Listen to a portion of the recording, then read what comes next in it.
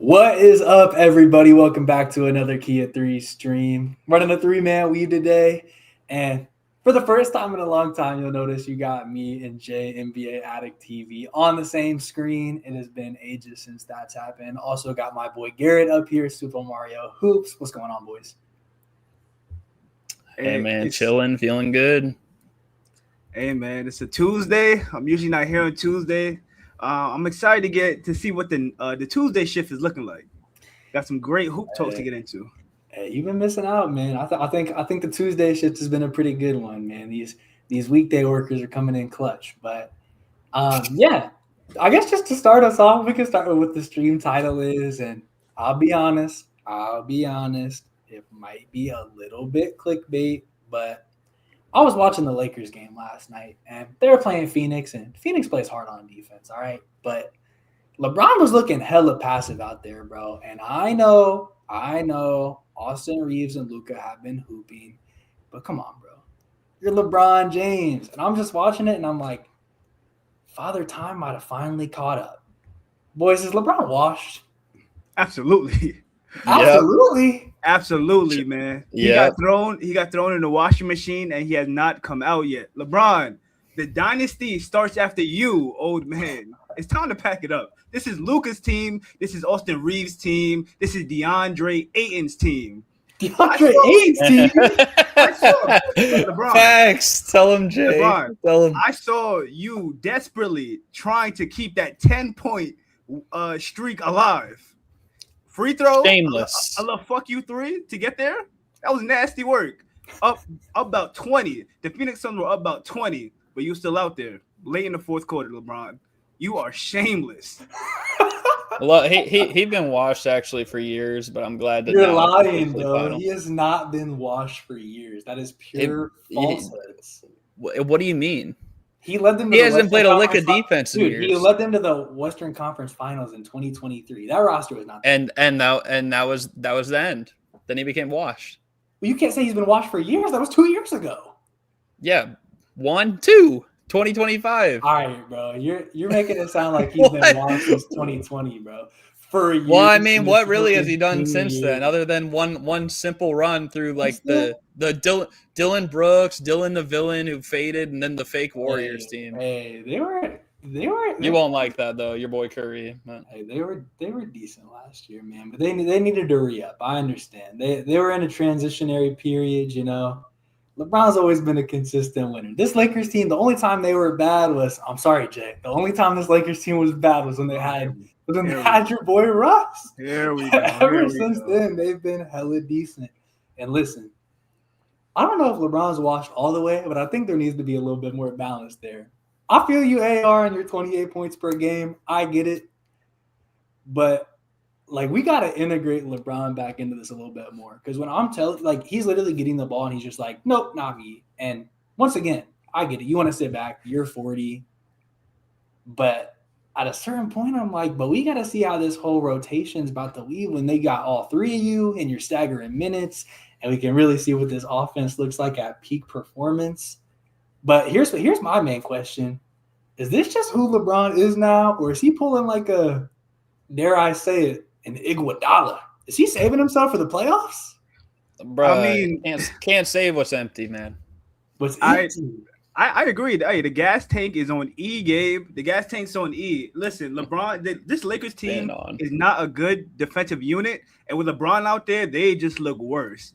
I mean, when they're playing against young, fast teams, LeBron's not going to be able to keep up in transition.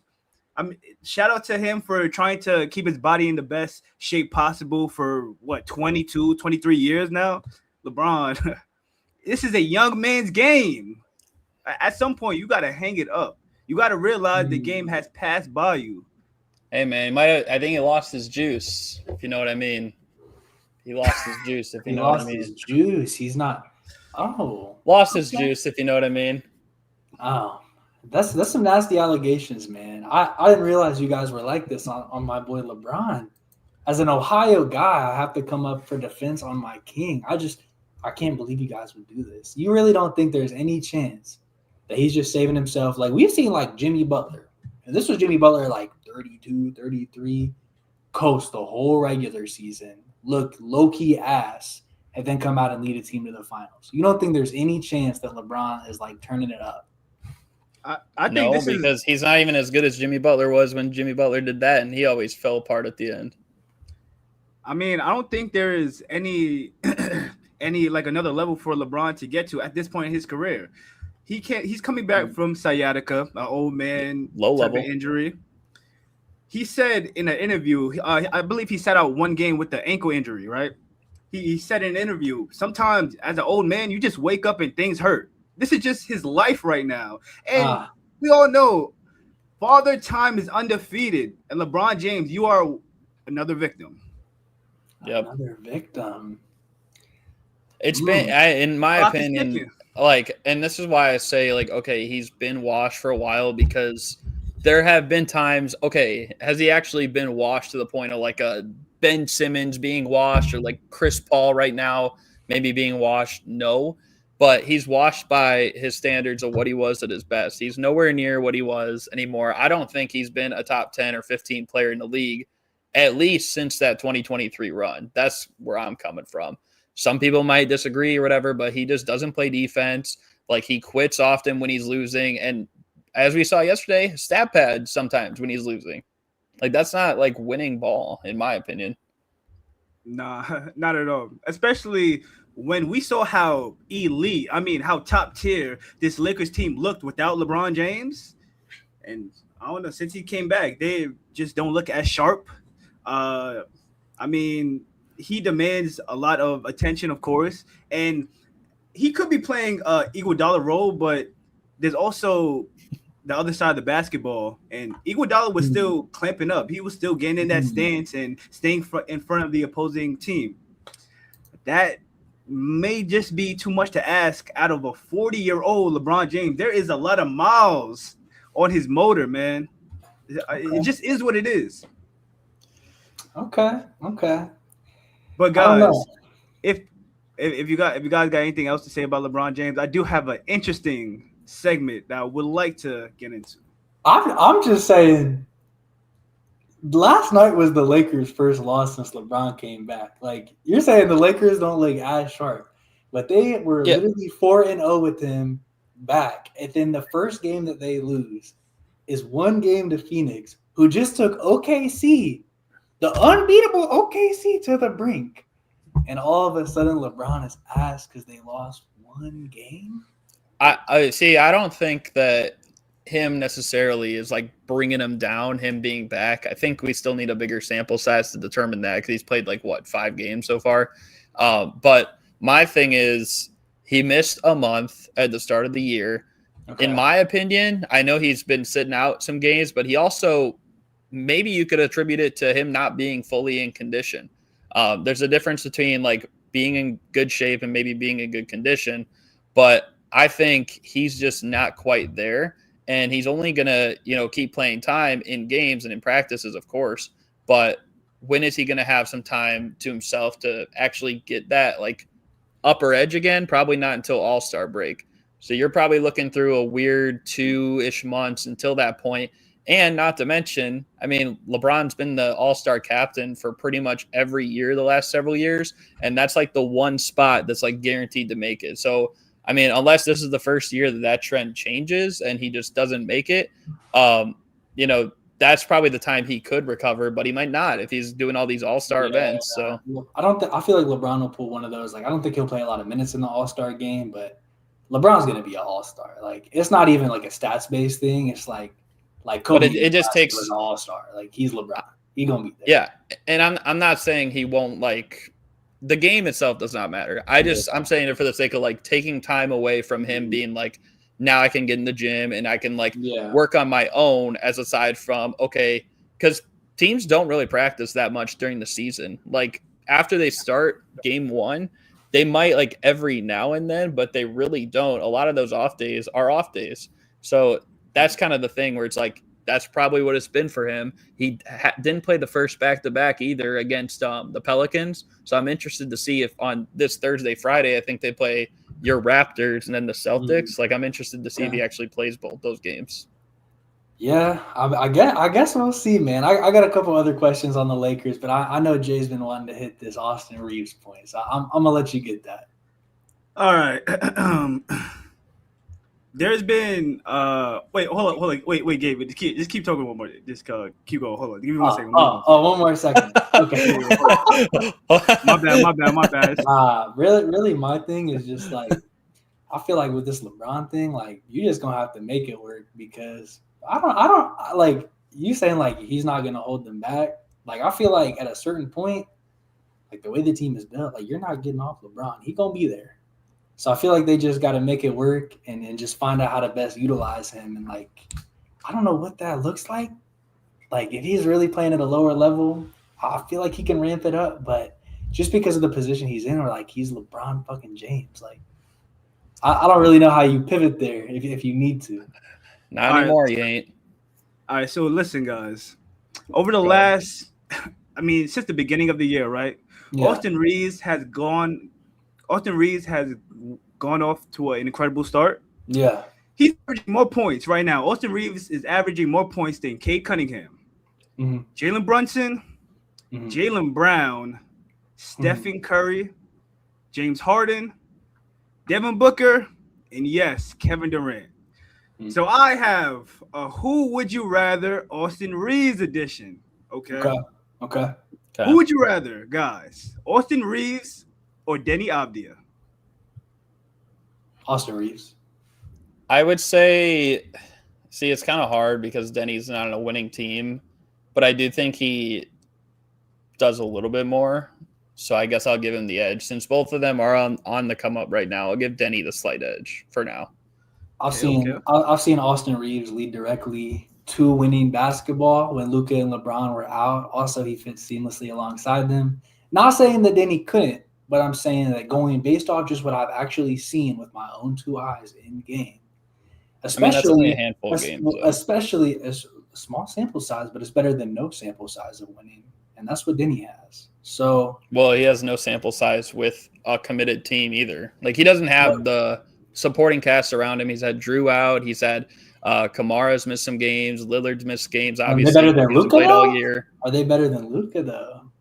I mean, all those guys, I think that they're going to be a substantially better team. Scoot hasn't played. Robert Williams has missed time. So while I can agree, seeing Austin Reeves lead and be successful as a number one option and them have success even as a not great defensive team, that's pretty impressive to me, man. That's pretty impressive. And he just keeps getting even better. I don't know, like just with the shooting being more reliable too, still some questions about Denny on that side. But only thing I'll say is until City Sissoko gets moved out of the starting lineup, I won't be able to agree with you. I need to wait until this dude is not starting again. All right. Calling for a CD Sissoko to be unemployed. I respect it. All right. Well, I mean, he doesn't have to be DoorDash yet, but the bench is okay. The bench is okay. All right, I got another one, fellas. Austin Reeves, and keep in mind we're considering this year. Austin Reeves or Nickeil Alexander-Walker? Austin Reeves. Okay, that's not even. Yeah, I just had to test the temperature. The Hawks were Austin Reeves. That's Austin Reeves or Norman Powell? Talk to me, boys. Austin Reeves. Respect. Because I just feel like Austin Reeves offensively, yes, Norman Powell's averaging the points and he's very efficient right now. I have way more faith with him having the ball, controlling my offense than Norman Powell. Norman Powell gets out of control too much. And defensively, I know Austin Reeves maybe has not quite as much as Norman Powell there, but I also don't think Norman Powell's like some elite level defender either. I think he's overrated on that end and he fouls a lot. So I'm going to go with Austin Reeves. Give me Norman Powell, bro. I'm going to take Norman Powell. And listen, this is a close one. As you mentioned, the defensive gap may not be that big. But here's what I'm going to tell you. Austin Reeves, listen. He's been really good. I know you said talking about this season, but I've seen Austin Reeves fumble horrendously in the playoffs before. So there's some questions there as far as overall impact in the long run. And you don't think Norman Powell did last year? Well, that's on the flippers. And getting to the How flippers, is that? Okay, stop. getting to the flippers though. That team is so ass now that Norman Powell is gone. Talk about impact, man. Tell me about That's impact. not stop. Nah, It's bro, not the Norman Powell. It's because the they Clippers got are all these ass. old guys between Brooke Lopez, Bradley Beal, who doesn't even play now, But they were young Chris last Paul. year? What? They were young last year? No, they weren't young, but they had like more supporting players, in my opinion. Who? Well, also Bogdanovich hasn't been playing. Right, Chris Dunn actually knew how to play basketball then. Oh. Batum was used correctly. I don't know. Derek Jones Jr. Because they were playing around Norman Powell? No, because they were playing around Kawhi. Do you not remember Kawhi? Yeah. Hey, they Kawhi Leonard. Kawhi this year, man. He outplayed Jokic in at least 4 of the games last year of the sets of 7. That was last year, man. We talking about. I'm telling you you just right said now, last year. What do you? Hey, but the Heat have You been just said last sneaky, year. but the Heat have been sneaky good now too. Okay, but I'm saying who's Austin Reeves. Who's the engine that's been making that offense go? It's Norman Powell, and everybody thought the Heat were going to be ass too. He's got the most underrated impact in the league. It's Eric Spoelstra who's the engine. All right, fellas. I got another one for you. All right. Austin Reeves or Garrett's guy, Jimmy Butler. Austin Reeves. Easy. That's so easy. Bro, Jimmy can't even hit anything outside of 18 feet, bro. I would beat Jimmy. No. I would beat Jimmy Butler in a 3-point contest. Oh, that's crazy. Are we talking about? I would. Are you talking about would I rather have Austin Reeves in November or in March or in April? Don't care. Or in May for the rest of the year. Don't care. For the whole year. For the whole year. Regular season and playoffs. Austin Reeves. Give me Jimmy Butler.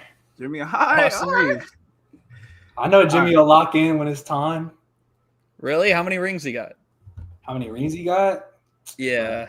It's fucking ring arguments, bro. How many playoff failures? How many playoff failures does he have? Because I remember last year when he disappeared against Minnesota when Curry went out, he thought he could just kind of bypass with that. I remember him going outscored by Bryn Forbes. I remember him in that last game against Denver. He argument against Austin Reeves? Toronto Raptors. This is an argument against Austin Reeves? No, I'm just saying Austin Reeves was pretty good in that first playoff run. But last year, I agree. He did not play well.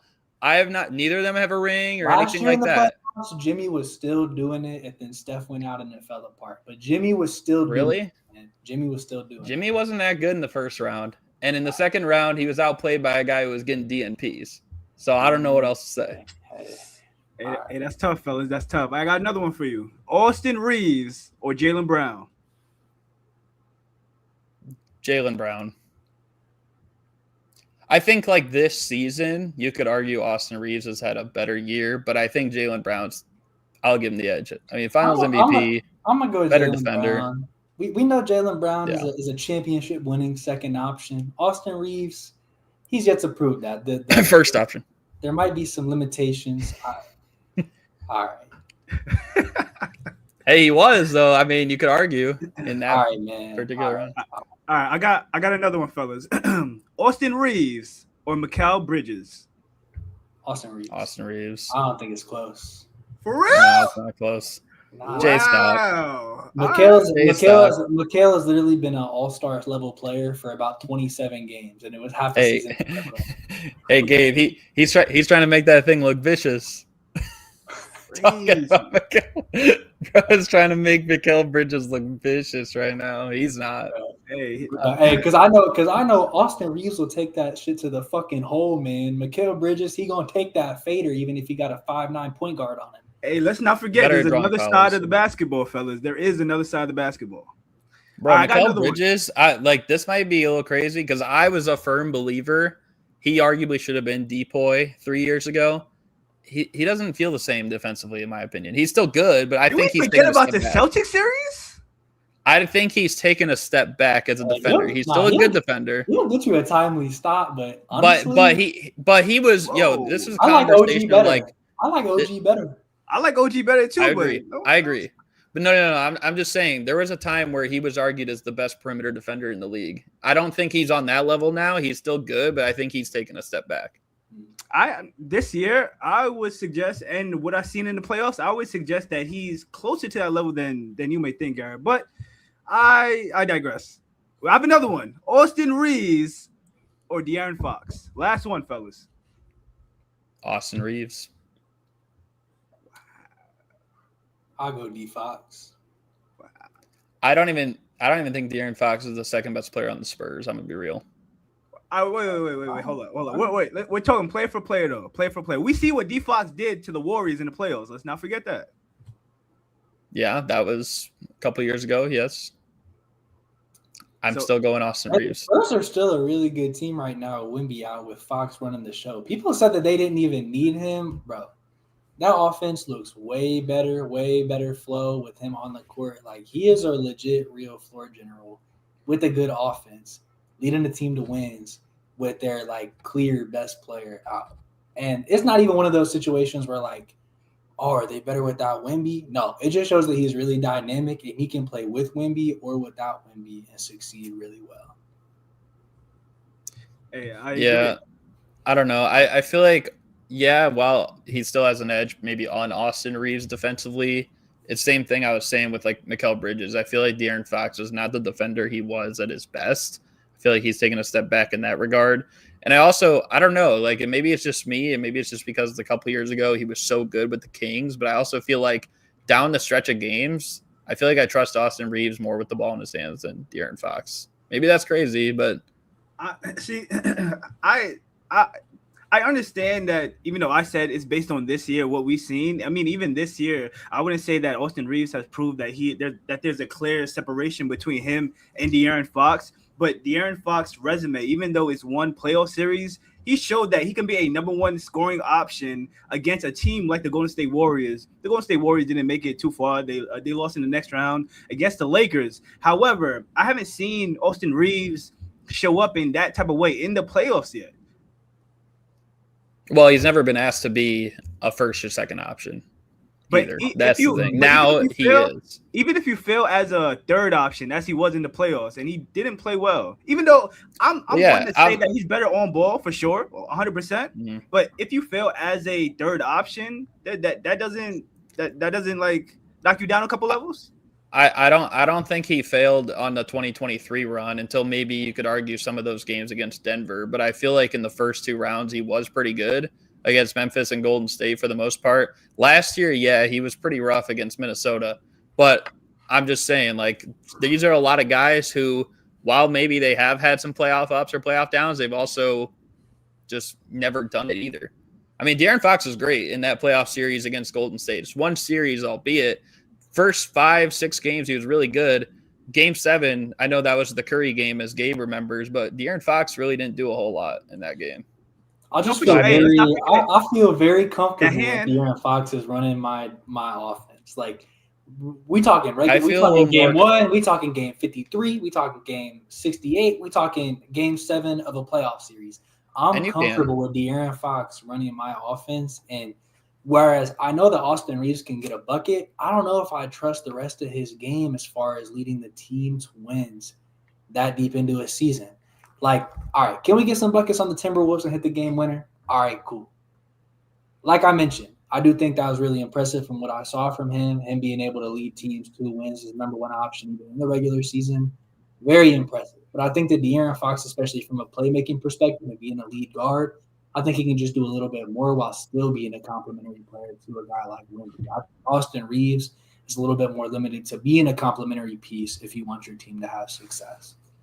This is what I'll say. I mean, this might be a little crazy, but I feel like Austin Reeves down the stretch of games is probably – this is going to be crazy to say, but I think he is a top 5 player in the sense of who I feel most comfortable with down the stretch of games in the whole league. In the entire NBA?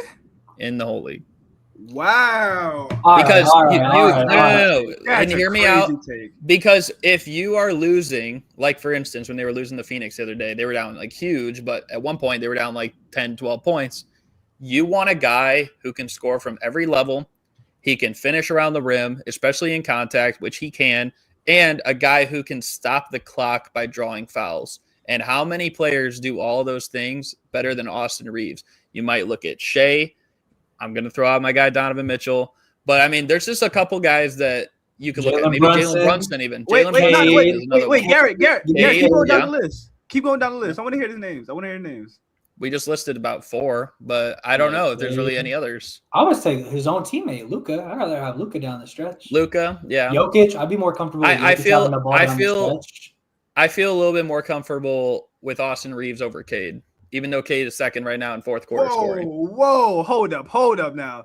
I just watched Cade go band for band with the who they played? The Atlanta Hawks last night, right? The Hawks, yeah. They played the Hawks last night. He went band for band with Nikhil. Hey, hold on, listen. The Hawks are a phenomenal defensive team. They got to have a whole lot of length, right? Mm-hmm. Every bucket he had to get was difficult because the defense was locked in on him. Austin Reeves doesn't get that type of attention. Come on, over Cade. Come on, I still trust Austin Reeves a little bit more from the jumper sense. I trust Cade more from the making the right play sense. Honestly, I think he's a much better passer. You can say that. I think Cade's a better difficult shot maker as well. Yeah, I mean, he's not like Austin Reeves is a. I would strongly. I would strongly disagree with that, Jay. I'm sorry. He's a better 3-point shooter, but I think just the fact that he is a bigger guard and can create his own shot inside the arc. I guess if you need a 3, if you're down 3, you need to hit a 3 to take it to overtime. You can't take a 2 at all. All right, give me Austin Reeves. But when you're running a play. When you're running a play near the end of the game, you're either going for a 2 or you're going for a 3. It's one or the other. Right. That's half of it. Cade, he'll give me a 2, man, and I'm confident. And Austin Reeves will probably give me a 2 as well. Good chance he will. He's done it this year. He did it this year against Minnesota.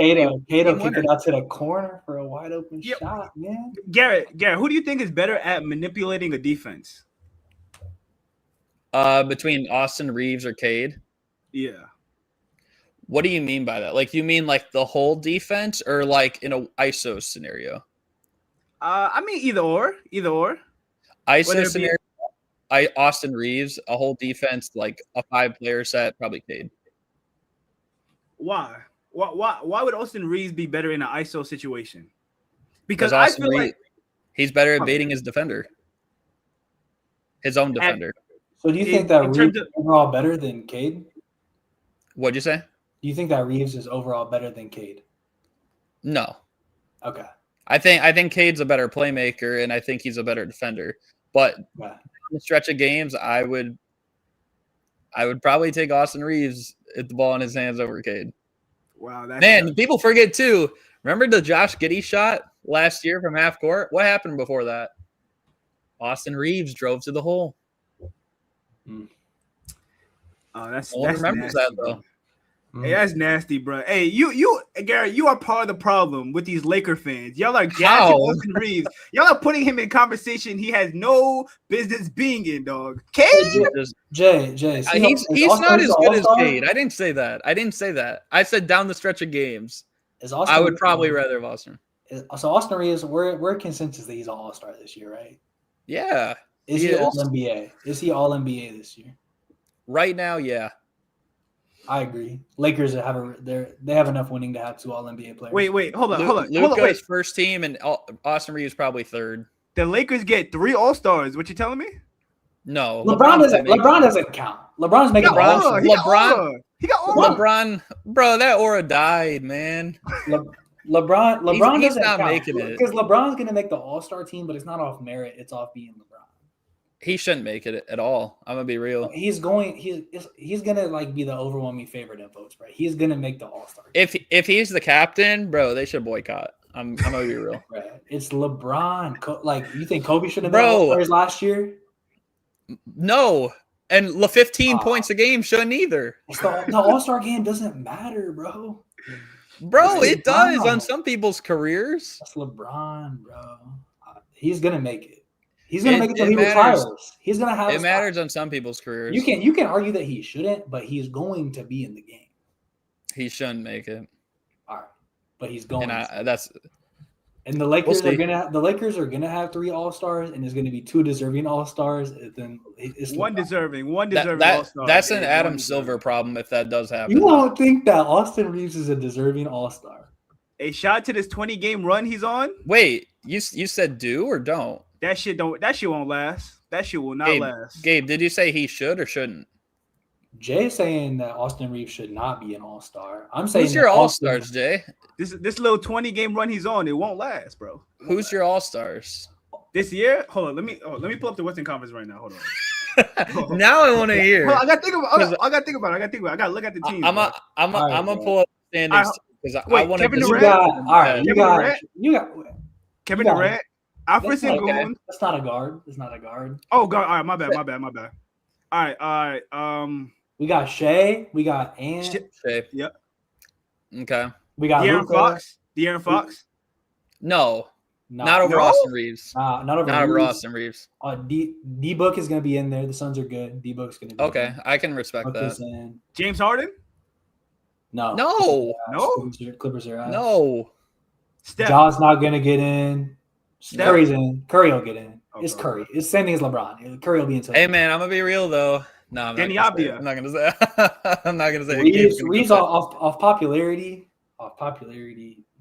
Reeves will get in the All-Star game over Denny, but I'm still standing by my point that Denny's a better player. I just think because he's on Portland, they're not as good. Like, that's what's going to maybe hold him back. But I think both will get in. Does Jamal Murray make his first All-Star team? No. Hell no. Jamal Murray. There's more. I'm taking De'Aaron Fox over Jamal Murray in the All-Star game for sure. I mean, Jamal's had a good year, and he's played throughout, so it's close. But I don't think either of them for Amen Thompson, man. Not over Austin Reeves might be an All-Star. Fuck. What? I just realized. Amen Thompson, man. 17, 7, and 5 with a steal, great defense. That's not an All-Star to you? It's not an All-Star to me either. That's a high-level starter. He's not better either than Austin Reeves, in making the game. I agree. Wait. Be honest though. Who deserves it more, Jamal Murray or Austin Reeves? Be honest. Austin Reeves. Austin Reeves. He's averaging more in everything. The Lakers are winning more. He's played, I'm pretty sure, more games too. Second option versus third option. All right. Who's the third option? LeBron is the third option. All right. Which one's the third option? Austin Reeves, bro. Come on, bro. Austin Reeves. Nah, he ain't. To LeBron. 15 is. 15. You told me LeBron's washed today. He is washed. That don't mean he don't demand second option touches. Have you watched the games? Well, they didn't need to the other day. He's being real passive. Hey, Dylan the villain. Hey, man. Hey, shot. Oh, wait, hold up, Gabe. Are you going to the next Panic team? Cause I want to give some praise to the Phoenix Suns. Well, we're not at the Panic meter segment yet. Don't worry. But yeah, I don't know if we even started. We can't. Yeah, we didn't even start that segment yet. But, oh, my bad. We can hop off the spoiler alert, bro. Chat, you didn't hear that. But hey. To move on, we can talk about the Phoenix Suns, man. Because what happened last night? B2A. B2A, what happened? Dylan Brooks. Hey, listen. When Dylan Brooks and Fred VanVleet signed them contracts with the Rockets, we clowned them. We said they were ass during KOT1. We said them contracts were horrible. What happened? They won. And we can talk about Freddie later. He was good. He's injured. Get well soon. Dylan Brooks, he was there. Listen, Dylan Brooks changed the culture in Memphis. He left. Memphis it's been a slow decline, but that was the first domino to fall and everything crumbled from there. He went to Houston. He built the culture. Now, Houston's still up. They got a lot of promising players, a great coach. I think they'll be fine, but he built that culture up. KD's like 80 years old. He'll still be good till he's 85. He'll but never he's be still bad. good. Like I'm just, he's still good, but we know how KD teams tend to end up in the long run, and I don't know. I still got some questions. Better than LeBron right now. That's all I'm gonna say. I don't know what happened to Jay, but I don't know. I don't know, man. Dylan Brooks has now gone to Phoenix, and everybody thought they'd be ass, and now they're good. Yeah, man. I also, like, for me, Grayson Allen on this team and Colin Gillespie, like those guys. And I'm not gonna lie, this might be the best I've seen Royce O'Neal play in like 5 years. Like he's been decent. He looks pretty good. Of course, I mean, we were just talking about the Lakers, but they also got the guy that the Lakers probably wanted, Mark Williams. He's been playing pretty decent. And then like young guys like Oso and Ryan Dunn. Like, I don't know, man. I feel like all this too while Jalen Green's been out. And I know before, you saying like, oh, this Jalen Green, whatever. He looked pretty good in the first couple game and a half that we saw. So maybe a change of scenery is all he needed. So we're going to have to wait until whenever he comes back. But they look pretty good. They won yesterday too without without Devin Booker playing besides like the first like 9 minutes. Yeah, Devin Booker. I don't know, man. The Jalen Green thing is a big question mark to me because. Whoa, what's the problem with JG? All right. He activated his camera just for that. He's like, whoa, Jalen Green. That's my dog now. All right, Jalen Green. Jalen Green. It's not even about like him as a player because I feel like the change of scenery will do him well, and I bet he will play well. I just feel like his skill set is going to be so similar to Booker's that I don't know what his like fit on this Phoenix team is going to be long term. And if that's like Booker being more of a full-time point guard and letting like Jalen Green be more of a natural two, maybe, because as much as I would prefer to see Booker at the two, he looks damn comfortable out there as a one. So if possible, and he did, from what we saw, a very small sample size, he did look very good. And I think the one thing this team is lacking more than anything would be just one more point guard on the roster. Like the Colin Gillespie minutes do look really good, and I know he comes off the bench, and when he's able to, whether it's close games or whatever it may be, like they look really good when he's out there as the point guard, and Booker can be a little bit more natural. So if they could just get a guy who is like a firm starting point guard, I think they'd be perfect. So I don't know if that's eventually flipping Jalen Green, let him get the value up. Hey, he just moved to Phoenix, Gabe. Damn, he just bought a crib and everything. He bought a house? I don't know if he really bought a house, but yo, bro. No, he did. I saw this somewhere. That first game, I don't know about you, Gabe, but it moved the fuck out of me. Hey, it made me feel like that this okay. Listen, one game, listen, come on. No, hey, bro. I felt the aura from my couch. I felt the aura. Listen. You felt the Close your windows. Listen, that one game made me feel like that this is the James Harden taking a point guard role for Devin Booker now. I feel like we've been waiting for that leap from Devin Booker for a couple of years now. But now that he has an actual squad, some young dogs on his team that are actually focused on trying to win, and there's not like a lot of drama in the locker room like it was last year with KD and Bradley Beal. Everybody's more so on the same page and had the same idea of what they want to get. What they want to do on a night-to-night basis.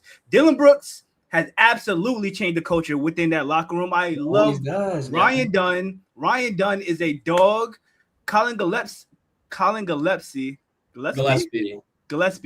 is a phenomenal player coming off the bench as well. Mark Williams. Why did the Hornets get rid of him? I absolutely love Mark Williams. They got rid of both their centers, bro. They got the whole center room, bro. How'd they get Mark Williams and Nick Richards and they both hooping? Hey, I love Kalkbrenner, but Mark Williams is still a really good player. So is Nick Richards. Yeah. But once JG gets back, I feel like that's like that's the last infinity stone to the gauntlet, bro. But my only thing is I love how they played so well off of each other because they're both incredibly dynamic scoring guards, and the athleticism that Jalen Green brings to the game, it's just not anything that I don't think Devin Booker has played with yet. And and let's keep in mind, Jalen Green is still a very, very, very young player, and he hasn't even reached his prime yet. So I still think we have a lot to see in the future with Jalen Green and Devin Booker. And why are you so quick to get him unemployed, Gabe? Come on, bro. It's not unemployed, bro. I didn't say cut the man. Nah, you said he should be doing DoorDash, man. Come on, bro. It's kind of crazy. Bro. I mean, here's the thing. Like with the Suns, yes, they have looked good, but there are some areas still that they need to figure out. And I don't know if Jalen Green is going to be like the guy to completely figure it out because of their turnovers and the fouls that they commit. I'm pretty sure they're in like the bottom like 20 percentile or something in the league in both those categories. So I still need to see a little bit more from there. And I feel like Jalen Green, what we last saw from him on a consistent stretch of full season, those were two things that he was bad at. He would foul a lot. He'd foul out of games. And he'd turn the ball over. So I think I agree. The game and a half or whatever that he played, he looked pretty good. But we still need to see more. But for you to say that's the last Infinity Stone or whatever, like, stop. That's crazy. You think that is going to help them match up with like the OKCs or the Denvers, Whoa, I didn't go that far now. I did not go that far. Yeah. What's their like ceiling then? Yeah, like what's their ceiling then? Because are they trying to be a second round exit? I'm also more so talking from a foundation perspective because Devin Booker has really had not so great teams in the last couple of years. And I think I'm talking from the last Infinity Stone in the gauntlet in terms of a foundation, something that they can build for in the future because all these guys are still very young. I mean, Devin Booker is probably like 27, 28.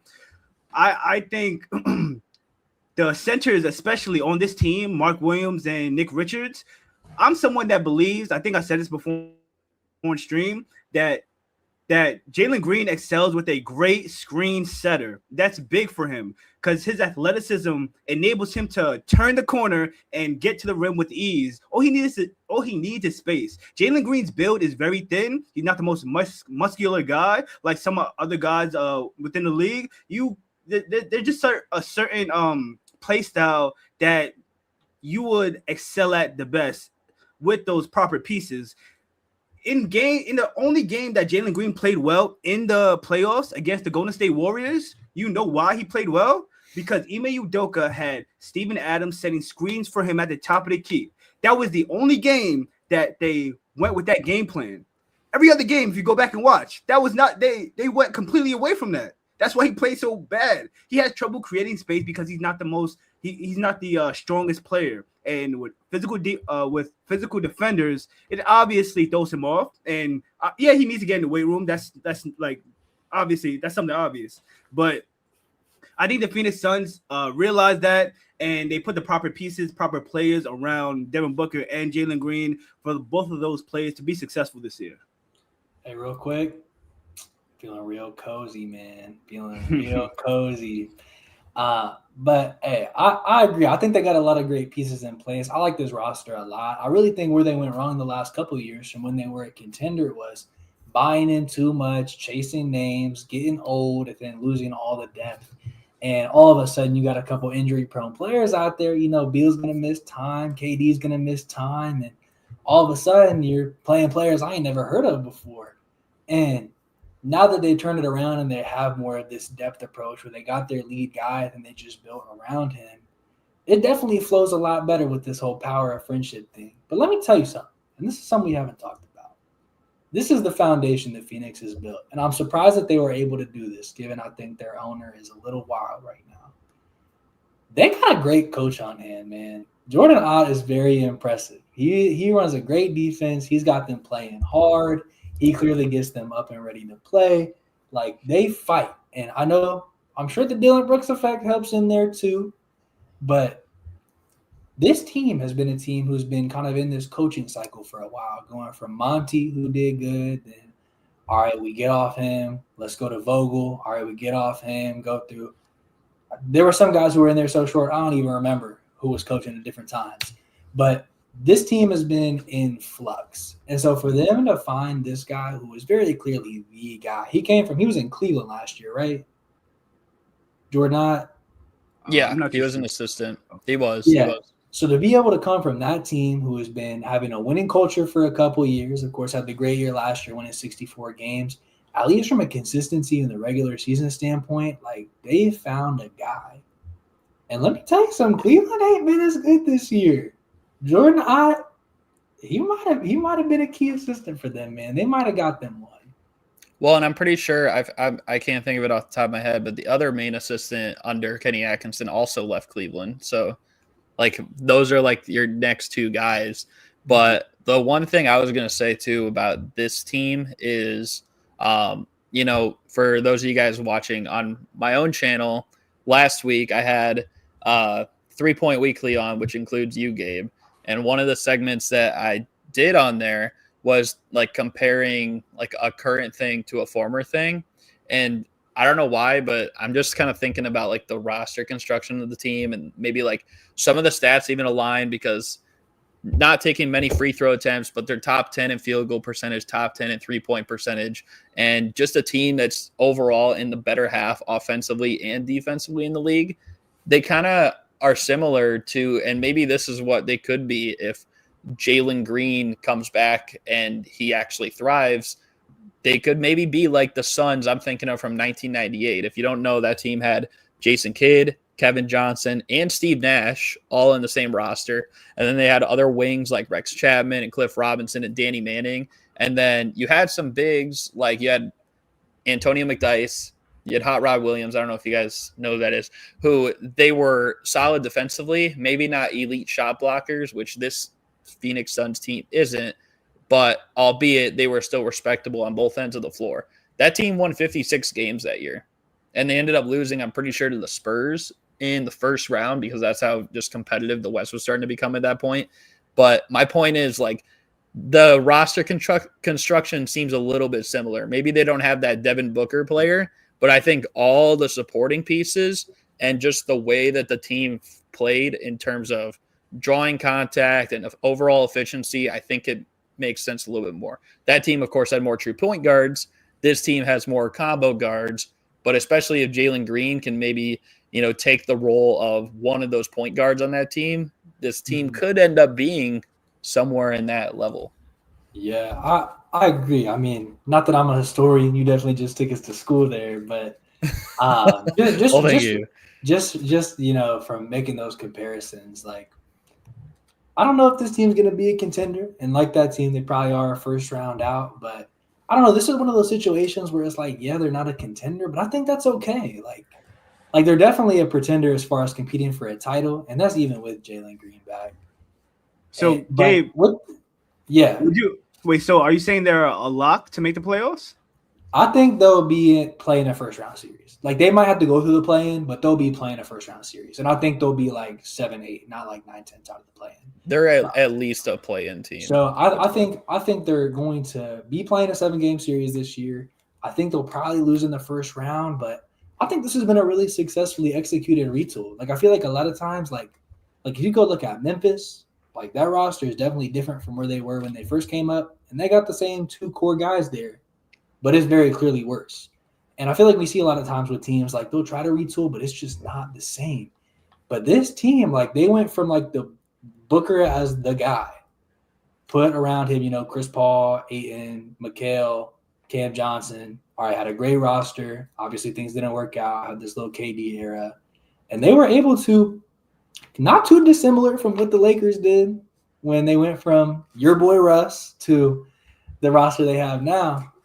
They were able to just, find guys who were kind of diamonds in the rough, talking about, again, like Colin Gillespie, like nobody knew his name a year and a half ago. They just Denver should never let him go, man. Dude, I'm still upset about that. Like this is really impressive. And this is a team where I thought they were going like I thought this team was going to be a firestorm with just the whole like Matt Ishbia thing, him taking over and immediately like just name chasing, and especially after that Bradley Beal trade, I'm like, this is terrible. Like this team has to just be ass. Like they're going nowhere quick because when you have bad ownership is doing crazy stuff like that, dude, he's 40, bro. He's just chilling. He's chilling. He knows they're gonna be okay. Pounded no mercy is crazy. Hey, pause. Pause. Big pause. But yeah, no, they're like this retool has just been really impressive, man. I'm overall very, very impressed with the fact that they were able to get from like having some of the worst contracts in the league, being like no depth, straight ass, not even in the playoffs, being top heavy, and being able to turn it into this in like one off season. I just want to. Oh, I was just gonna say, I just want to see too how this happens if they are a playoff team this year, because they made it from 21 to 24 in those first 2 years. It kind of felt like Devin Booker and Chris Paul were co-stars. I think really the first season, Chris Paul was the better player, and then the second year, Devin Booker was probably the better player, but they were co-stars. And then the same thing the next 2 years with Durant. So this is probably the first time where we're going to go into a playoff series where even though Dylan Brooks has played good and Colin Gillespie and Grayson Allen, like Devin Booker is the lone like star player and you have star role players around him. So I kind of just want to see like, is he going to rise to that occasion or fall to that occasion? Because this is really the first time we've seen it under the construction of maybe like what he started his career when he was like the main guy, except now he actually has supporting players. Mm-hmm. You know what I mean? He doesn't have, shout out my boy Alec Peters, but you know, players like that. I just want to say, Gabe, shout out to you for giving Jordan awesome praise. Definitely agree with you in terms of the defensive end, but I would love to see him get more creative in terms of the offensive end, especially with Devin Booker out. We don't know how long he's going to be out with the groin injury, but that's the only thing I'm a little bit skeptical on when it comes to Jordan Knott.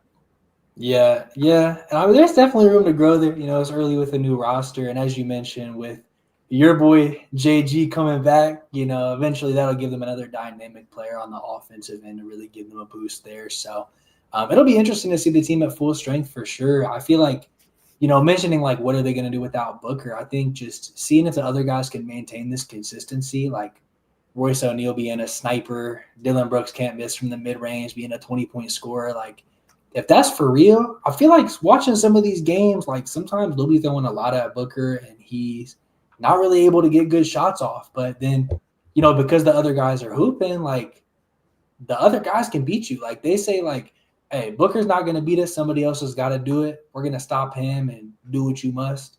And the other guys come out and win the game. Mm-hmm. And that's a lot easier to do in the regular season than in the playoffs. But I mean, if they can do it, it's just I think it's figuring out who's going to be a rotation guy in the playoffs and who's not. Because this team goes deep. Like, I don't think like Boye is playing in the playoffs, but as far as you know, in the regular season, like there's a lot of guys. So it's just kind of figuring out the consistency with the rotations and as you get healthy. I think they'll be a team who's interesting. I think they're a team who you don't want to play in the first round, but if they match up with really, I think the top four right now, the only one who I could really see being on like upset watch for real, sadly, is the Lakers. I feel like Houston, Denver, and OKC. Like I don't really think you're upsetting them in the first round. Wow, I'd never thought I'd hear you say that. Respect. Why you say that? Well, because I thought you were going to say the only one I could see on upset watch. I thought you were going to go on some Denver Nuggets hate. I know I'm usually a Nuggets hater, but we can hate the Denver Nuggets if y'all want to. I'm here. I'm here. Not yet. The only time Jokic has been a first round out is like when Murray was injured and there was like nobody on the team. Period. Like I think that was the first. And they went against. And they played the team that won the championship that year too, and every game was close. The Warriors. Yeah. So they're typically like they're not. He'll get you one. As much as I can be a Nuggets hater, they'll get you. Two things I know about the Nuggets is they'll get you one series and they'll play in a game 7. Best believe the Nuggets will be in a game 7. I don't know who's going to be against. The Nuggets could go into a playoff series with the Utah Jazz, and they'd go 7 and they win because every Nugget series just has to go 7 for some reason. The first 4 series of this Nuggets core all went to 7 too. Between the Spurs first round, Portland second round, Utah first round, Clippers second round, like 2019, 2020. And just last year. And really last year, I think more people, I mean, not to go Clippers talk because we don't really have to focus on them, but most people had them probably beating the Nuggets though last year because of the way the Nuggets just fired Mike Malone. And they're like, well, that's going to be a weird dynamic firing your coach right before the playoffs. And they started the series down, but they still won in 7 games. So even overcoming that. And then I think I also think back to the 2021 year when they were the higher seed, but I think Portland was favored because they had no Jamal Murray and Michael Porter Jr. wasn't really the guy. So I think that was a little bit of an upset as well, upset win for them. Yeah, but then, you know who helped the Nuggets get past the Clippers last year? Gabe, you know who? AG. Oh, Mr. Triple Double. Yeah, he was hitting them corner threes against the Clippers. I remember. Yeah. I just had to put that out there. Nah, I saw. They be forgetting. Yeah, farming. Yeah, free farming points. They low key should have brought him back, man. But he's putting up triple doubles in Sacktown, man. He must be happy. The Nuggets. He must be happy. Hey, Jamal Murray out now. Jamal Murray out now. I wish they had him back now. I bet they wish they had him back now. No, they don't. They'll be fine. All right, bro. All right. Well, they need if the Nuggets want to. They will be fine, man. It's Jokic. He brought Facundo Campazzo to the 6th seed, man, and Austin Rivers. Yo, hold up. Wait, can we hate? I'm ready to hate Jokic. I'm itching. All right. I'm itching. I think we talked about the Suns enough, bro. Just hold up. Were we? Yeah. All right. Let me hit this real quick. So, just for chat. So, our last segment today was going to be, should we hit the panic meter on these teams? So, we got a list of teams, and you got to tell me on a scale of 1 to 10, how high is the panic meter for this team with a numerical value? You can get your shit up beforehand. You can start with the number value. You can end with the number value. Whatever you got to do. And for some reason, the Denver Nuggets are on this list. And as a known Nuggets hater, this team is like this minimum like top 3 team in the NBA right now. So to me, the panic meter for Denver is like a 2. And that's because Cam Johnson's been, and I guess if Jamal Murray's out, it's not great. But I'm not concerned about them. I think they'll be cool come April. And that's as a Nuggets hater. So, Jay, what we talking about? Go ahead, Jay. What we talking about? Gabe, I'm going to take your Nuggets hate and up it tenfold. Okay. I am worried about the Denver Nuggets for a couple reasons, right? Cam Johnson, I'm glad you brought him up. He's been struggling with the Denver Nuggets now. 2, Jamal Murray just went out with a lower body injury. We know how he struggles since he tore his ACL with injuries, especially to them legs. 3rd, guys, nobody is talking about the fact that Nikola Jokic has regressed significantly on defense. If you guys don't know, he is literally the most scored on defender in the entire NBA at the highest field goal percentage in the entire NBA. He is literally has an open sign within the paint that says, come score on me. And it works 100% of the time. I thought with the addition of Jonas Valanciunas, it was supposed to ease up the load on him. I thought he was supposed to do more with Jonas Valanciunas as his backup, right? The best backup of his career, right? But no, everybody glossed over. Man, Jokic has the best PER ever in NBA history. Let's talk about the defense. Stan Van Gundy talking about, Jokic is the GOAT. He's the greatest player of all time. Stan, there is another side of the basketball, my brother. You are wait, no, coach. He didn't say great. He didn't say great. Hey, Jay, you're dick riding. He said great. He said greatest offensively. He did. I saw the quote. I heard the quote. I heard the quote. I heard him say it. I didn't read it. I heard it. I heard it. Game. He said it yesterday against. He might. Look. I got screenshot right here. Screenshot right here. He might be the best player in the history of the NBA. "Quote unquote," Stan Van Gundy. But it was offensively. Stan Van Gundy. Offensively. Then no. Stan Van Gundy. Stan Van Gundy, you done lost your damn mind. If you don't forgot that there is another side of the basketball, and it's called defense. We need to take a step back sometimes. Sometimes we overreact, right? We see stats and we just glorify the players, right? Especially when it comes to Nikola Jokic. We see efficient scoring and be like, damn, we've never seen that before. Guess what? Last night against the Dallas Mavericks in the second half, the brother scored 3 of 13. But nobody wants to talk about, he had 29 points and 20 rebounds. Whoa. How about let's get a win? Yoke. Bro's How first about you bad play some game against defense, Yoke? Bro's first Ryan Nimhard inefficient went off shooting for a game career high. against. Hold on. Ryan Nimhard went off for a career high, dog. Well, he was undrafted. Hey. First inefficient shooting game against AD ever, man. He's cooking. Give it to AD, man. Hey, listen, Anthony Davis had his best game of the season against that piss poor defender we called Nikola Jokic. First time in 3 years, man. Give it up to AD, bro. It only took him 3 years. All right. At some point, we have to take a step back and realize, damn, that boy in Oklahoma, SGA, not only is he a phenomenal scorer, but he get down in that stance and guard too.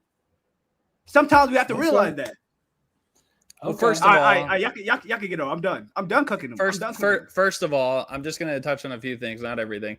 First of all, you said Cam Johnson's been struggling. The last 8 games, he's been averaging 17 points a game on 55, 87 shooting. And he's been playing pretty good defense. And he's been cutting to the basket pretty much like Aaron Gordon has. So I don't want to hear that. It's very early for us to say that. Yeah, the first 10 or so games, he sucked.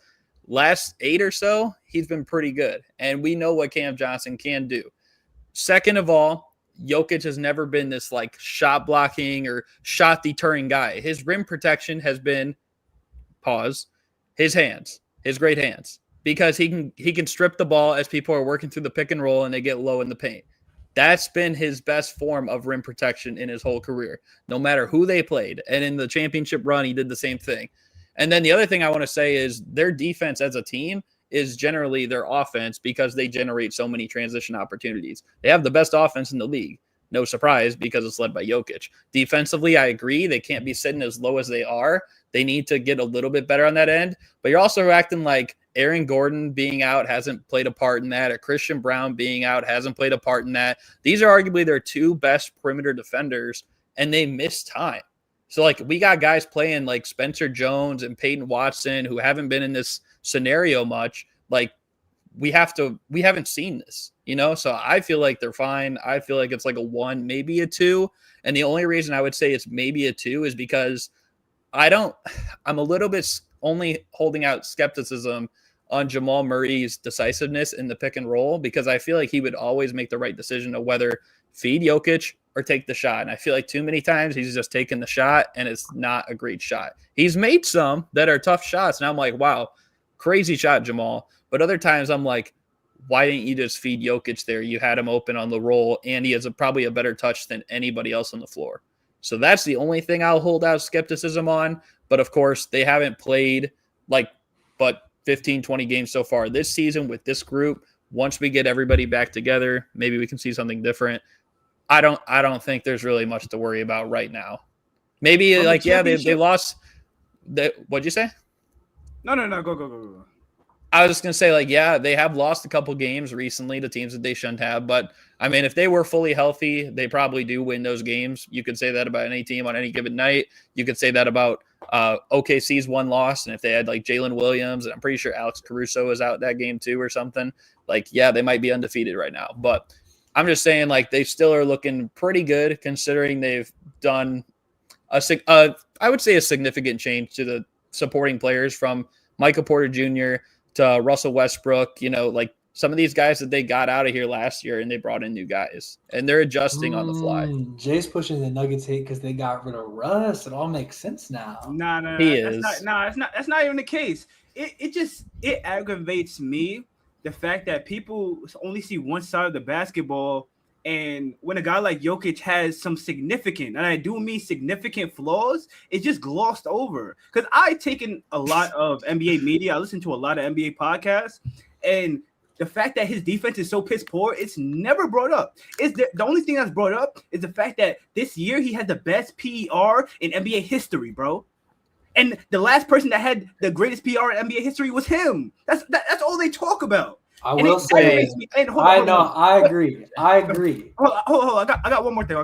Okay. For a team, keep in mind, I'm not saying Jokic he should be a DoorDash. Jokic is not the DoorDasher of the week. I have somebody else. He's not the DoorDasher of the week. For a team that has championship hopes, you shouldn't be the 16th ranked defense. To me, that's unacceptable. I don't care if Aaron Gordon is out. I don't care if Christian Braun is out. You're the MVP. You're the best player on the team. Guard up.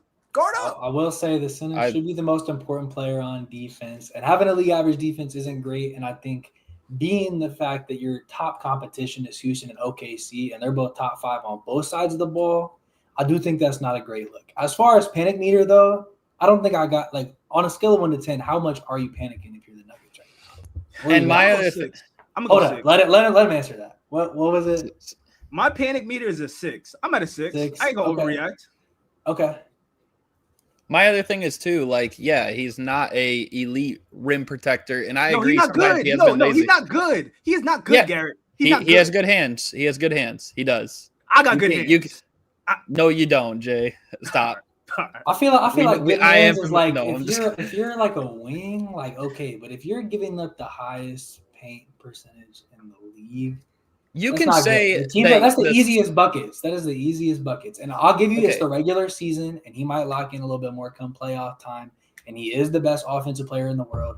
What I will say in Jay's defense is that it seems like Jokic is untouchable, bro. Like, I never hear anybody. If Jokic does something bad, silence. His PR team is insane. Like, you can't say one negative thing about this dude, or else it's like you're hating. But people can slander Shea for being a foul baiter. People can slander Giannis for being run and dunk man. You can slander all these other top players in the league. But when it comes to Jokic, who plays the most important defensive position on the court, who got locked up by Alex Caruso to lose a playoff series. Talk about it. Guard. Why can't the roles be flipped? What do you mean, why can't the roles be flipped? People hate on every other player. No, that's not what I mean. I'm talking about, you even said, yes, the center should be the most important thing when it comes to the defensive end, the rim protector. Okay, because they should be leading the team in the defensive end. Yeah. If your center is leading the league in assists per game, why can't everyone else help out on the defensive end? Because they're not 7 foot. Doing a big man. Leading the league in assists per game, doing what the point guard's job is, which is often protected by the rest of his team defensively. If the center is the one doing that the most on the offensive end, not to mention he's scoring at an efficient rate and rebounding at an effective rate, a really good rebounder even. I'm not saying he can just get away with being terrible on defense. He can't. But who's guarding the paint? Why is it that the rest of his team can also be bad on defense? Because they're lower than half in the league. I think they're not 7 footers. Like, they're not big men. The paint, like, if they're just giving up easy paint looks doesn't matter. It doesn't matter if they're 7 foot. They can play defense. No, but Gary, they can't guard the rim. If Jamal Murray, he can play the best defense I've ever seen. He is not going to be a paint protector. And how often against a team like OKC do people actually get to the rim? Against OKC, that's the best defense of all time. Why can't Denver step up their game? They don't need to be in OKC. They got Chet and Hartenstein, bro. They got the 2 great paint defenders. And they don't even get to see people that often because they got great perimeter defenders. And that's why they're better. That's why they're better than Denver. That's why it's crazy that people think Denver is going to beat them in a series. I keep saying. I think they can get hot in the right time. I agree. I think that OKC is a better constructed team. My panic meter for Denver is still low. It's still at max like a 3 because I still think they're a top 3 team in the league. And I think if they can duck OKC, I think they have a good shot because I ain't seen the KD team go far in a long time. They got a lot of young pieces at the guard position. There's some questions with Houston still, for sure. But if they see OKC, bro, J-Dub played the worst series of his life against Denver. Chet was inconsistent on offense the whole playoffs. This team only got better. We didn't know who A.J. Mitchell was a year ago. Like, this team just continues to get even better. And they did not play Denver good last year. And they look more on the up, and Denver does not look as good as they were last year. Well, Denver wasn't fully healthy last year either. But people are like, Denver made these improvements. Now they're going to be OKC, not acknowledging that OKC also made improvements to stay better. Like, I don't think, and especially OKC star player drives to the rim more than anybody else in the league and draws a lot of fouls doing it. If he's attacking Jokic all game and Jokic's paint defense He's is not advanced attacking this Jokic. Much, he's not attacking Jokic because Jokic is the who's rim in the protector. paint? Sure. Who's guarding? Who's guarding Shea? Don't matter. He's blown by. So the Don't second line matter. of defense is That's the Jokic. problem. That's what I'm saying. That's the problem. So should the Nuggets be panicking? If I so said, should the Nuggets if I be said, panicking then? So should they be panicking then? Well, compared to OKC, maybe. But we also, here's the thing. We have not even seen these two teams play yet this season. We haven't seen them play since we've had a healthy Nuggets and a healthy OKC, which we saw most of last year, right? Remember they played those back-to-back games? OKC won that one. It was a barely game that they won, and they're like, oh, SGA is the MVP. What happened 2 days later? The Nuggets blew them out. I think it was like their worst loss of the season, OKC. So I'm just saying we haven't seen a fully healthy team on both sides. And since that point, we didn't see it really in the playoffs either because Aaron Gordon, Jamal Murray, and Michael Porter Jr. is not there now, but his shoulder was taped as well. Like they had key players that were out or they were injured, playing hurt. So my thing is with this, you could say, oh, he's going to attack Jokic. Jokic isn't guarding him. Jokic is at the basket. Jokic is the last form of defense. It shouldn't get to that because if I'm asking you who's guarding Jamal Murray on OKC, you're going to say Chet or you're going to say Isaiah Hartenstein? No, you're going to say Casey Wallace or Alex Caruso or Shea. And that's the difference. Wait, so Garrett, hold on. All right, no, we're not stopping. Jokic is getting his belt, first of all. Garrett? Golden belt, yeah. Garrett, so I have a question. So when people say that Karl-Anthony Towns is a bad defender, do you not believe that the opposing team's guard is going to get the switch and pick on him time after again? Maybe if they run like a pick and roll, I guess, but it depends just how the team matches up with it. That's why Denver's been running a lot of zone though too. Okay, so with an elite player like a Shea Gilgeous-Alexander or I'm trying to think of another elite guard like a Luka Doncic or something like that can manipulate a defense to the point that he will eventually find himself, Jokic will find himself guarding a perimeter player. I feel like that would be a more common occurrence than you're leading to believe on. Either way, you're going to have to come across two guys one way or another, unless he just pulls up right in front of his face. Pause. But see, because in the sense where Gabe was saying, and I said, who is guarded by Shea? And he said, doesn't matter because he's getting to the basket and going over Jokic.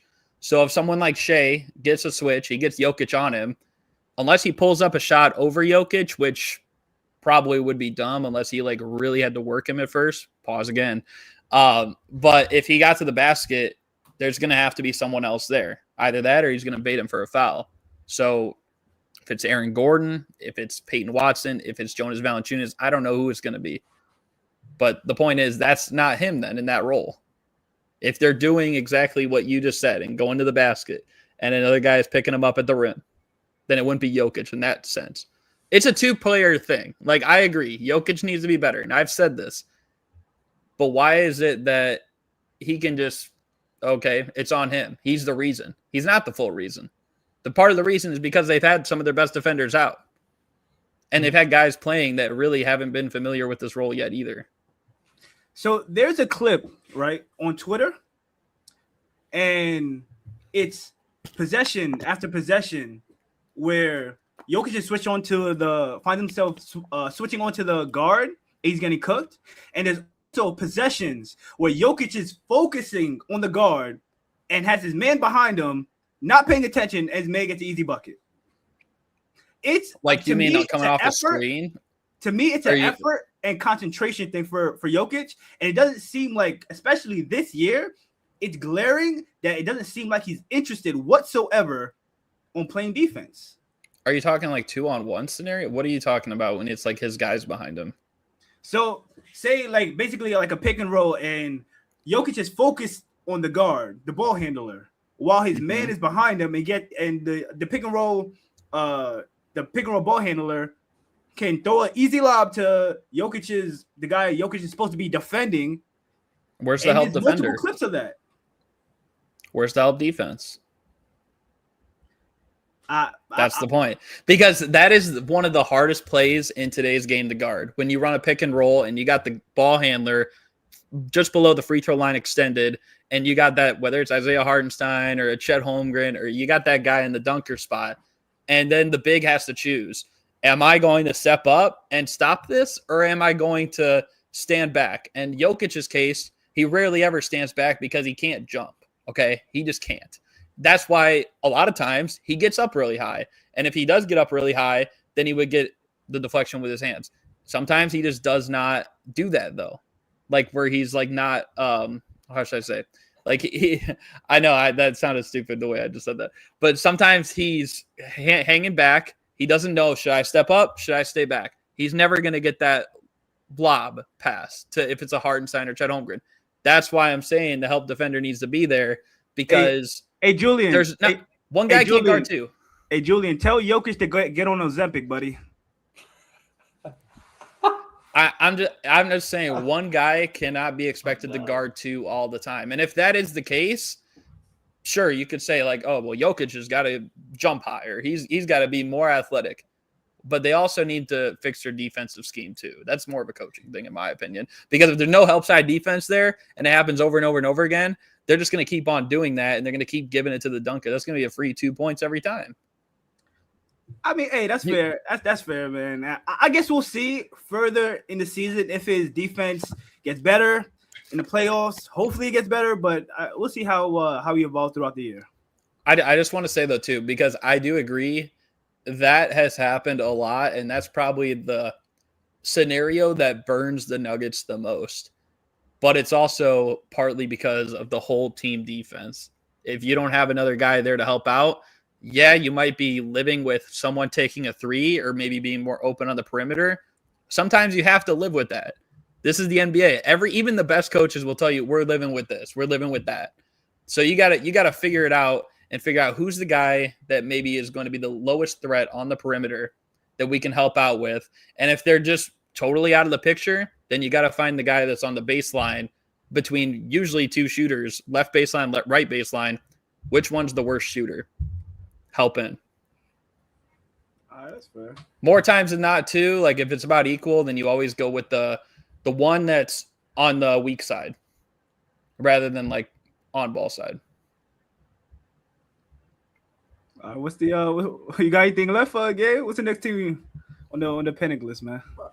There's more teams. I don't know if we got time for the panic list, man. I didn't realize the Nuggets were going to be 20 minutes, bro. No. We can go through it because we're not going to talk that long about the rest. Yeah, no, we'll be quick. Yeah, I just need to get that off. My bad. I just that was a big thing.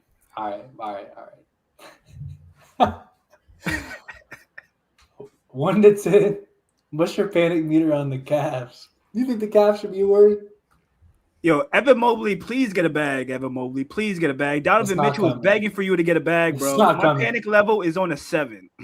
9. Ooh, damn. And the 1 is Donovan Mitchell. I think I'd agree. With a 7. I think the injury proneness of Darius Garland is going to keep holding this team back. It's really concerning.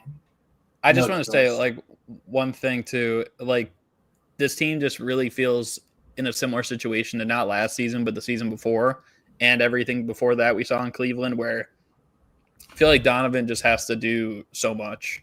Even a Cavs fan said it the other day, where, I don't have the tweet pulled up, but I mean, I'll try and pull it up and let you guys know about that. You can keep going though. Okay. Now, okay. I think Darius Garland being as injury prone as he has been for the last few years, and he's still dealing with his toe injury, and apparently he's trying to find an insert in his shoes that fits him best, so he could play through this injury, which kind of worries me. I'm not sure how long he could last throughout the season. I found the tweet. Shout out Sir Dougal Beard on Twitter or X, where he said Coach K, talking about Kenny Atkinson, hates Jared Allen. That is, but he doesn't play a lot in the fourth quarters, it feels like this year, which is a little weird. But he said Mobley this season has been scared to even touch the paint. And I'm like 95% sure DG's brain is in his big toe because he has to have, the 3, I'm not going to say what that is, but it starts with a C and ends with a TE. After how he played. And Donovan Mitchell has to hold this team together with duct tape and string. So that's a perspective from a Cavs fan, since I know I would give mine a lot, but just want to give it from someone else who is a Cavs fan who watches the games. Yeah, it looks like a lot of Donovan Mitchell do it all for us. Donovan Mitchell save us basketball. It's tough to watch. Shout out to Don. Shout out to Spider. He's been hooping, but can we talk? Oh my God, we got one more thing I need to talk about. It won't be long. My goodness. You Kenny Atkinson, your Cavaliers were down 21 points to the Boston Celtics, and it was a great comeback effort that included some Darius Garland moments in the fourth and Donovan Mitchell hitting back-to-back threes in the fourth quarter. And with less than a second left, this team is down 2 in the front court, a chance to tie or win the game. And what do I see? The first thing I see is Donovan Mitchell inbounding the ball. At that point, I knew, and I've seen even Celtics fans say, they knew they won the game. Because why would you ever have a 30-point per game scorer who just got you back in the game and is by far your best player and your closer, especially this year, the guy who literally leads the league in fourth quarter points this season? You have him inbounding the ball at the end. And guess what they did? They ran a play for Evan Mobley to get a mid-range jumper fadeaway that he didn't get off in time because he has the slowest jump shot in the league, and he airballed the shot because he was too short because bro's got string bean legs. So what? I don't know what else, man. When I say it's Donovan Mitchell against the world, this is the stuff I mean. Come to New York. Okay. All right. Next team. 1 to 10. What is your panic meter right now for the Milwaukee Bucks? 10. Oh no, 10. He need to come to New York. Giannis. I'll pay for your flight, my boy. I know you do not mess with the Bucks no more. You deleted all memory of the Bucks off your social media. Wiped it clean. Come to New York. It's orange and blue skies over here, baby. I'm gonna go with an 8. I'm at an 8 with them. Giannis has been playing these games for like 5 years, bro. I'll believe a trade request when I officially see it. But for now, I'm like, Ryan Rollins is decent, and Giannis ain't never gonna leave, bro. And as long as you get a top 3 player, you can get back. The rumors are spicing up a little bit though about it, and I did say this like 2 weeks ago. Hey, but it's never looked this bleak until now. So I don't know, man. It might be that time. It might. I can see the vision. Well, all right. 1 to 10. 1 to 10. Next team. Minnesota Timberwolves can't beat a good team to save their lives. Where's the panic meter? 6. I would have to go 6, in my opinion. And I don't know if maybe I haven't watched enough Minnesota Timberwolves basketball, but I don't think they necessarily need a point guard. As a Knicks fan, I watched Julius Randle be our point guard. I think you should give him more of the playmaking responsibilities, in my opinion. I don't know. I'll go with the 7. I think, they do need a point guard. I just don't think this team is really competing up there with the top of the West, and I don't even know if they're really winning a playoff series this year, to be honest. They just look incredibly average. So we got back-to-back conference finals. We got a 6 and a 7 out here. This is incredibly average, man. Yeah, 6, 7. Oh shit. Yeah, I'm kind of right there with you guys. I think that I'll probably be more on the side of 7. The fact that they don't have a point guard, their center is old. They just look like the other teams have got better and have kind of passed them by. They might fall into that. They made it further than Memphis ever did, but they might fall into that Memphis in 2022 was up, and then other teams just kind of came and passed them by. That might be Minnesota. I'm there. All right. So, guess one or two more quick ones here. 1 to 10 panic meter. Where are you at with the Golden State Warriors? 8. I think I would have to go 8. It looks once again like it's always been a Stephen Curry centric team, but it looks like it's really, really heavily, their success is heavily dependent on how well Stephen Curry plays. Last year, it looked like the 1-2 punch was him and Jimmy Butler, but Jimmy's been kind of mid. Draymond's been doing Draymond things, but outside of that, what are we getting from everybody else? Yeah, they're pretty mid. I think they're like middle of the pack and like as a scoring team. I think they're middle of the pack as like a free throw shooting team. Like, yeah, I don't know, man. And I'm pretty sure even they're average in 3-point shooting, which it's like, yeah, Curry's part of the reason why they're up there. And I know maybe like, Butler's actually shot pretty well from 3-2 this year, but I think they are missing a bit. Steve Kerr even said, he's like, he said something after they were 10-10. He's like, a Bill Parcell quote. He's like, you are like what you are, and right now we're 10-10. He's like, we're just incredibly average. Like he even said this.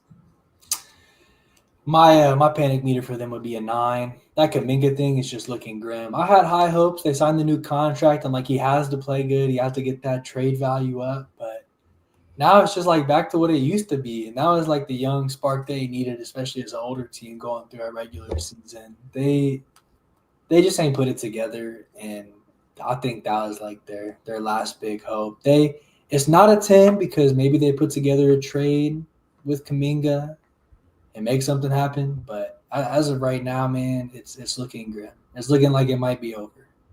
Yo, Gabe, short right here. Gabe slid in. Who is the problem? Jonathan Kuminga or Steve Kerr? The problem is Steve Kerr. He liked his guys. He liked his system. He made it successful for a really long time. But at this stage in the game, he simply ain't got it no more. He just doesn't have it. The system, it worked with Steph, Clay, Iguodala, KD. Great times, great dynasty. But at a certain point, all great dynasties fall. And right now, he just can't seem to integrate and build new players. He's still relying on the same guys that he was 10 years ago. Jimmy Butler, great talent. Andrew Wiggins, he gave you a great year. You've had some guys in and out who have done some decent things. But as far as being able to build up franchise cornerstones, it's been fumble after fumble after fumble. He doesn't want to build up these young guys. He was a guy who came in and took over a rising team and took them over the top. But he's not the guy who can ever take you into a new era. And I think that's clearly showed for a few years now. Steve Kerr, you're cooked. I think too, exactly when Clay came back from the injury, and then maybe he wasn't quite as good the second year, and then they eventually moved off of him like after the 0-point playing game. Like I think like that was kind of a turn where it's like, well, this team just doesn't have that it factor anymore under the Steve Kerr system that worked in the past, like you said. But even Jonathan Kuminga, like this guy played really well last year in the playoffs. I know, like I said, he played very similar, scored a little bit more than Jimmy Butler, and I bashed him earlier.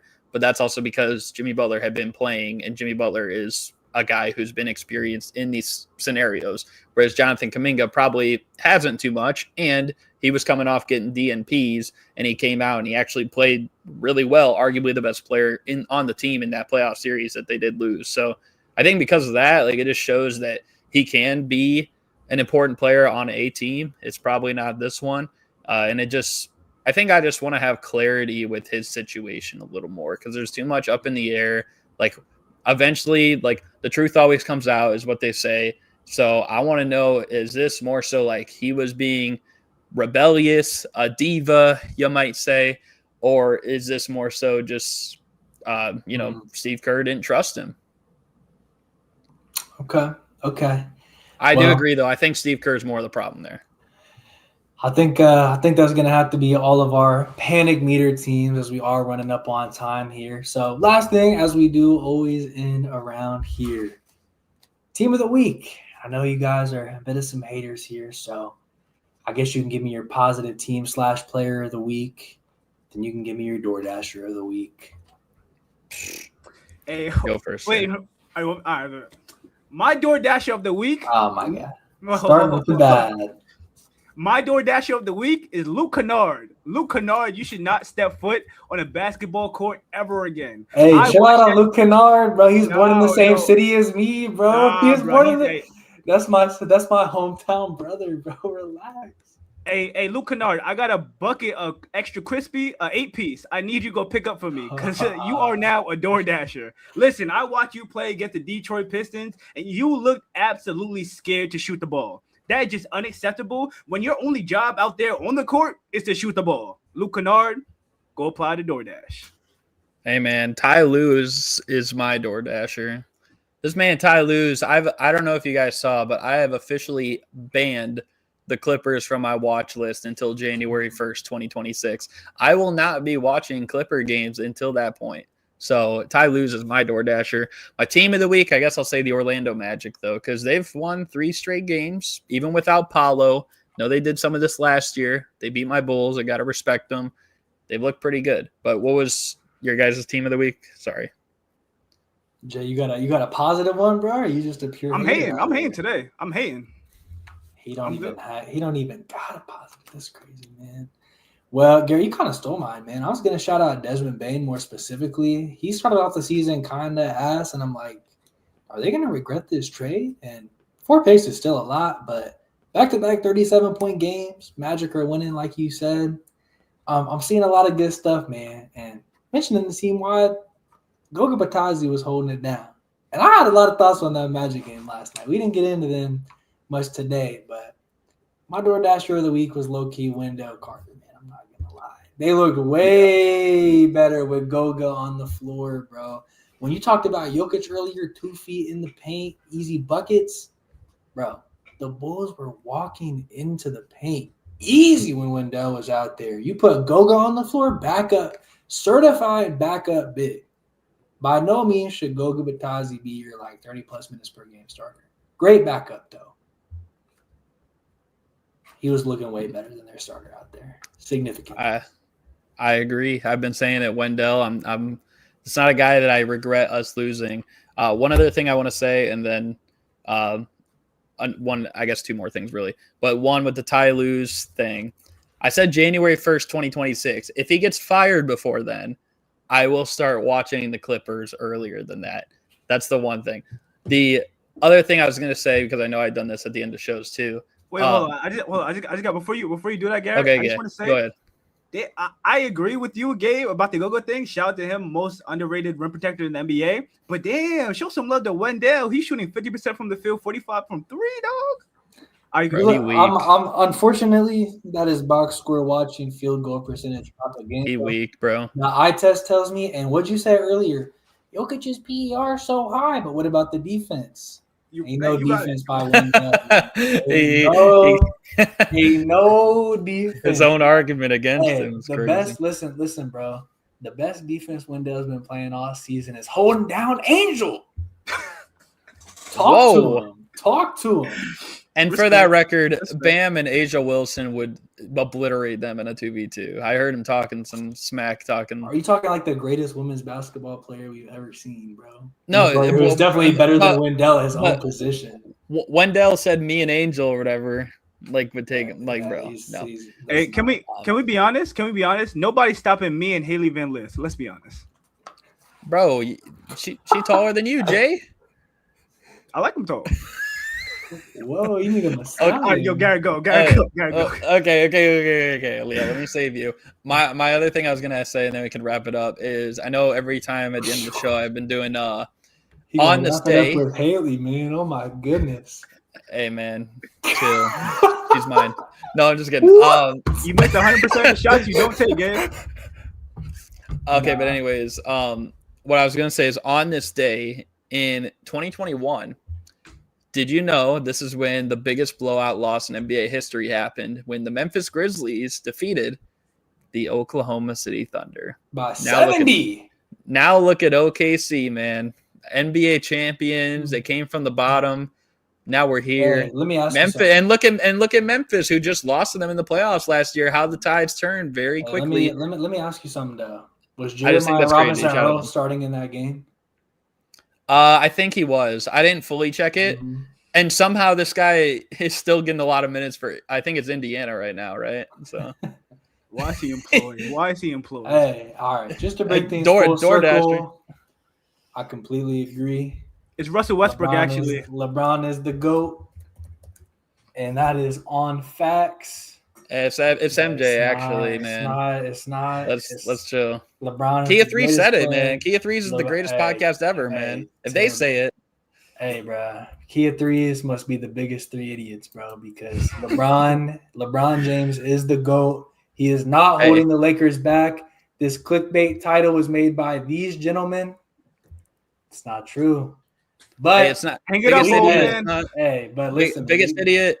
It's MJ actually, as a member of the Charlotte Hornets. Go ahead. Hey, listen, MJ is the owner. Not good. But anyways, that's all we got time for, man. Appreciate everybody who tapped in today.